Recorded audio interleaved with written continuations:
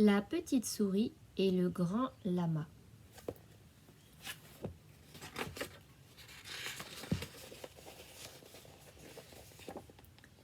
Au sommet du monde, dans les montagnes de l'Himalaya, vivait un sage. Un grand lama, comme on dit là-bas. Cet homme était connu dans toute l'immensité du Tibet pour son intelligence et sa bonté. Un matin, en sortant de chez lui, voici ce qui lui arriva.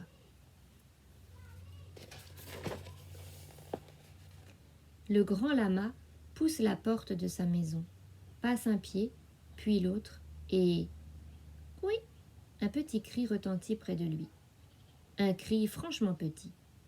Le grand lama se baisse, tend l'oreille, cherche sous la pierre, et que voit-il? Une petite souris, blottie, toute transie par le froid de la nuit.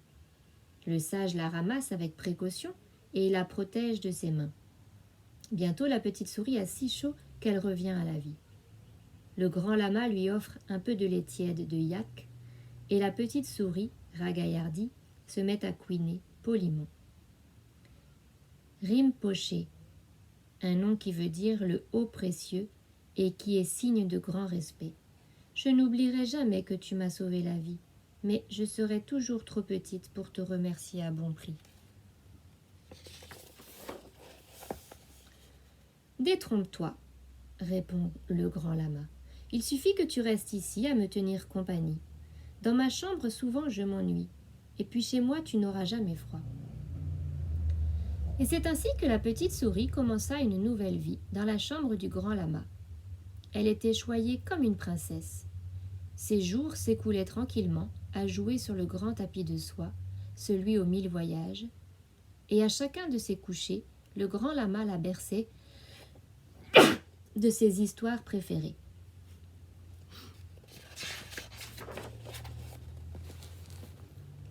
Pourtant, dans le gris de ses yeux, quelque chose n'allait pas. Un soir, le grand lama s'en inquiéta. « Qu'as-tu, petite souris? Regrettes-tu la montagne et le froid? Dès le printemps, si tu veux, tu y retourneras. »« Oh, non, non, Rinpoché, répond la petite souris. Je ne regrette rien, ni la montagne, ni le froid, mais... » Mais quoi, petite souris? Rinpoché, c'est que ma vie est douce près de toi et les gens de ta maison sont tous bons pour moi. Mais il y a le chat. À ces mots, le grand lama pouffe de rire. Il n'avait pas pensé au chat. Un animal trop bien nourri pour s'occuper d'une souris. Tu n'as rien à craindre, je t'assure. Mon chat ne ferait pas de mal à une souris. Je te crois, couine timidement la souris, mais c'est plus fort que moi, voilà, j'ai peur du chat. Le grand lama s'assied et il se met à réfléchir tandis que la petite souris trépigne. Rinpoché, chuchote-t-elle, un peu gênée. Je crois que j'ai une idée. Transforme-moi en chat et je serai heureuse près de toi. Le grand lama hésite, hoche la tête, mais devant la petite souris suppliante, il finit par décider. Puisque c'est ainsi, petite souris, que ton désir se réalise. Aussitôt dit, la petite souris devint un beau chat gris.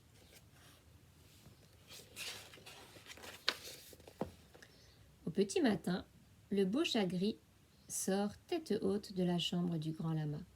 Mais juste après la porte, il rencontre le chat de la maison qui revient de la cuisine.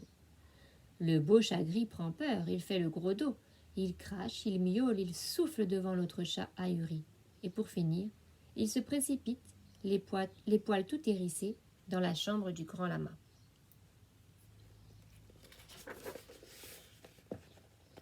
En le voyant dans cet état, le grand lama se désole. « Qu'as-tu à présent? Tu n'as tout de même pas eu peur de mon chat si gentil ?»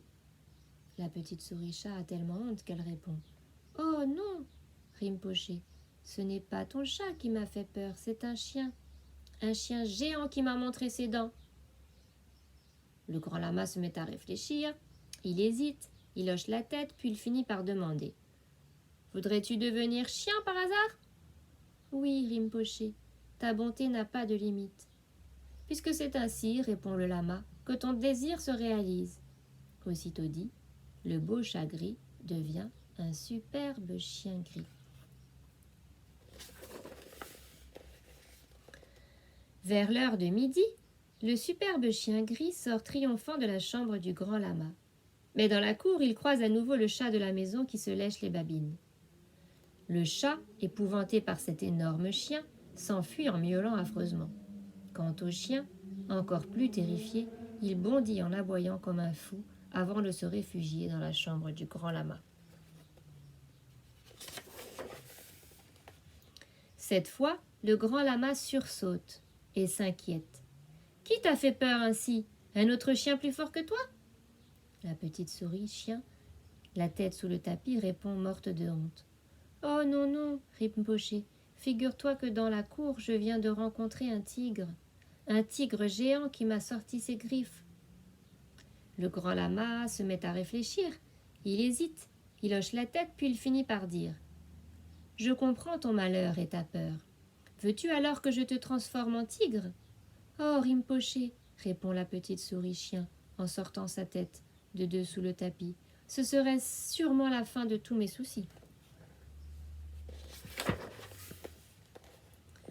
À la tombée du jour, un puissant tigre au pelage d'or quitte la chambre du grand lama. Il se promène fièrement dans la maison, faisant fuir tous ses habitants. Soudain, dans la pénombre, il rencontre le chat de la maison qui s'en retourne vers la cuisine. À la vue du tigre, le chat, se croyant déjà mort, s'élance en haut du toit. Mais à la vue du chat, le tigre, encore plus fou de peur, s'enfuit hors d'haleine dans la chambre du grand lama et se cache sous le matelas. Le grand lama n'en croit pas ses yeux. « Pauvre tigre, quelle horrible bête a osé te menacer !»« Oh, la plus monstrueuse qui soit, Rinpoché, une bête comme tu n'imagines pas. »« Mais il n'y a pas d'animal plus effrayant que le tigre dans toute l'Asie, » s'étonne le singe. « Oh si, il y en a un, je t'assure. »« Mais qui est-il ?»« Réponds-moi, » insiste le lama. « je veux dire que c'est le chat, » bafouille le tigre, encore tout essoufflé. Alors le grand lama éclate de rire et dit « Tu vois, petite souris, ce qui compte, c'est ton cœur de souris. L'apparence ne change rien. Tu auras beau être transformé en chat, en chien, en tigre, tu auras toujours peur du chat parce que tu es toi. Tu es toi parce que ce que tu es, toi, c'est une souris, voilà. » Et c'est ainsi que la petite souris chat-chien-tigre redevint petite souris pour la vie.